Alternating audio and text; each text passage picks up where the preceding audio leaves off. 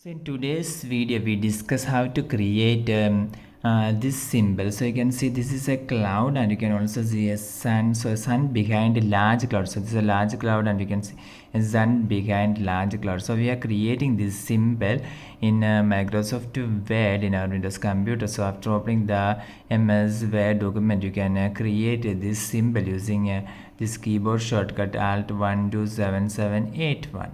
Okay, I'll show you how to create. For doing this you must simply go to your computer keyboard, and this keyboard you can see this is the number lock. Suppose if your number lock is off, you must press the number lock key, and we have turned on the number lock now. And you can see the alt key on the left side of the space bar. You must press and hold this alt. You did not remove your finger from this alt key. After that you must type 127781. After typing 127781 you can release your finger from this alt key. And you can see that the symbol have been arrived. For more videos you can subscribe. Thank you.